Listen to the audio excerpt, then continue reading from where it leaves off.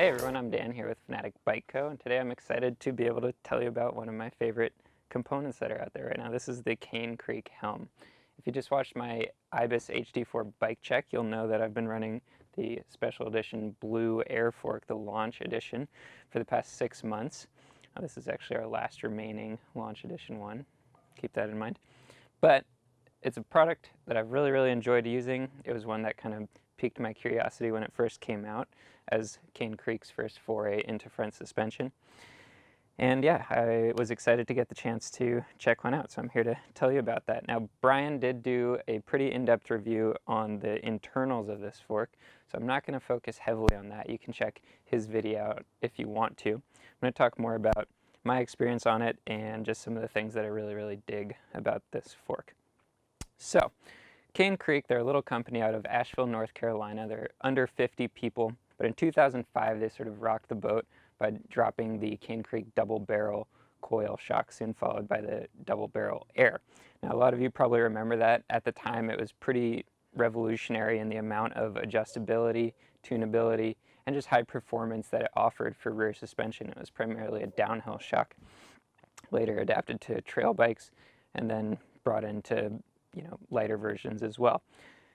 The Helm is their first entry into front suspension. It took about 5 years to get this all developed and underway.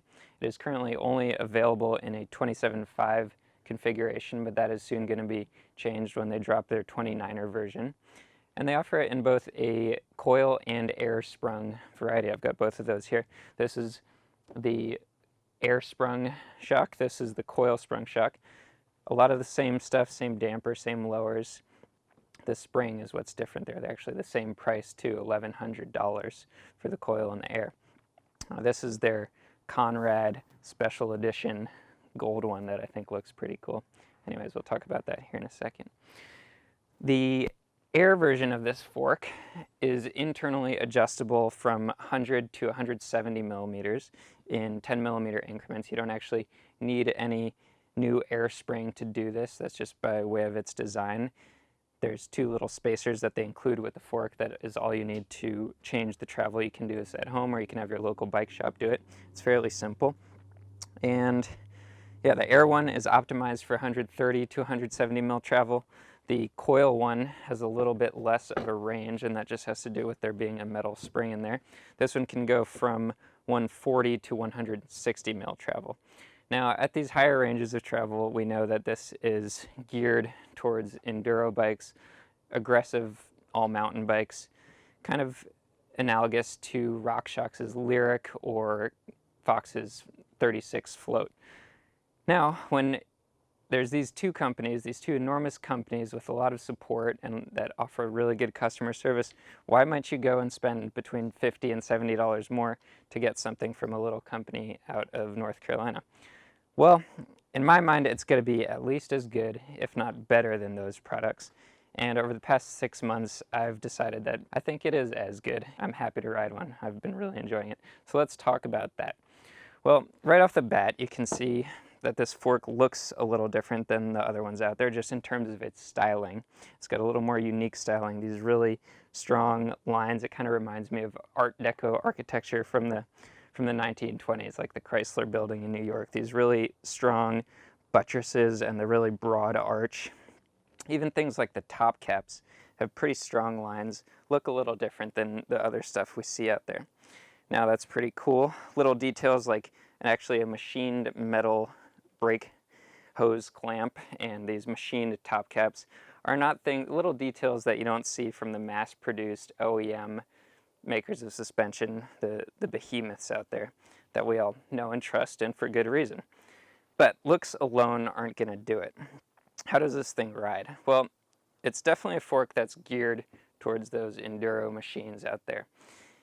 The suspension, or the damping of the compression and rebound, is pretty heavy damping. I ended up running at 160 pounds, running the low speed and high speed compression pretty much all the way open. Most of the time I'd click in the low speed just a hair.